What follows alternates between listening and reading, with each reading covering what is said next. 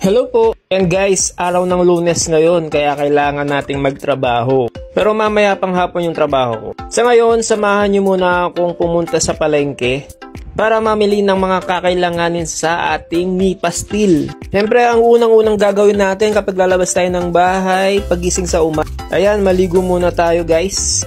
Toothbrush. And samahan natin itong Noah Niacinamide Soap. Sasabi ko lang sa sabon na to guys, napakaganda niya. Hiyang na hiyang ko siya. Kasi nung ginamit ko to guys, nag-tight yung balat ko at wala nang tumutubong tigyawat. Hindi po makinis ang mukha ko guys. Kumbaga itong sabon na to, na-prevent niyang hindi ka natutubuan ng tigyawat at papakinisin niya ang mukha mo. Basta tuloy-tuloy lang ang gamit. And syempre guys, bago tayo pumunta doon, magpapabango muna tayo. Yes guys, legit na mabango to, itong Noah After Party. Kaya nga sabi ko sa inyo, ito na yung magiging paborito kong pabango. Kaya na-try ko na to pala kagabi. So 2 times a week lang yan gagamitin. Tara, punta na tayo sa palengke guys. Sobrang init ngayon. Kasing init ng pagmamahal niya sa'yo. So guys, ito pala tindahan natin ay hindi naman siya kalayuan. Malapit lang ito sa palengke. At nabangi ko na dati malapit ito sa school. At ngayon pala ay November 20, ayan, nag-strike na naman ng mga sasakyan. Walang mga estudyante. Pero andito na tayo sa palengke guys. Siyempre, pahirapan sa pagbibideo. At eto na nga guys, nakabili na ako ng mga kamatis, namimili na ako. Siyempre, kailangan piliin mo yung magaganda. At hindi dapat lahat inog yung pipiliin mo. Siyempre, magtatagal pa yan ng ilang araw. Nauna na pala ako nakabili ng mga talong. So, hindi ko na nabidyohan yun guys. Medyo ang mamahal ng mga gulay ngayon, no? Nagtaas daw kasi. Sana all tumataas. Pero ayun na nga, kailangan mong i-budget yung mga pinamimili mo para sa tindahan. Para syempre may kita ka rin. Bumili na nga pala ako ng papaya para sa aking sarili. Tsaka banana, yan, yung mga saging. Good for the heart, mataas ang potassium, kaya napaka-healthy niyan guys.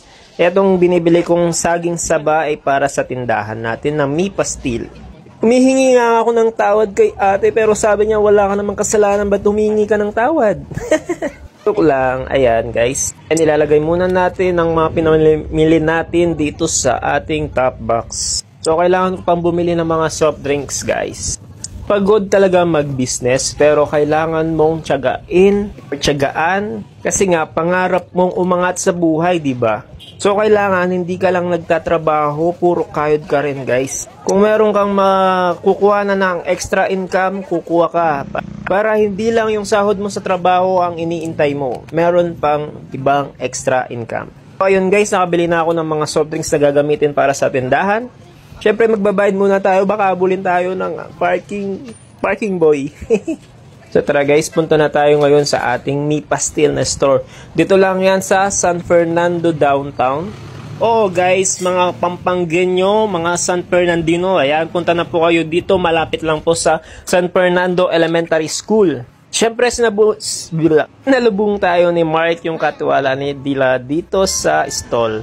Ayan guys, andito na tayo sa ating Mi Pastil. At siyempre, pagdating ko, meron mga pa-order guys. Ayan, no. Si Ma'am Bianca, piniprepare yung mga pa-order ng ating customers. Ayan guys, and meron pang pa-ice cream.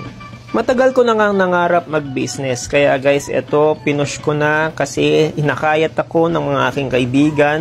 So, ayan, i-push na natin para sa ating kinabukasan din. At syempre, hindi ka lang aasa sa sahod mo sa trabaho, kailangan magkaroon ka rin ng extra income. At ito nga guys, meron nagbukas ng bagong ice creaman dito sa tabi ng ating store. So, ang sarap niya guys, try nyo to.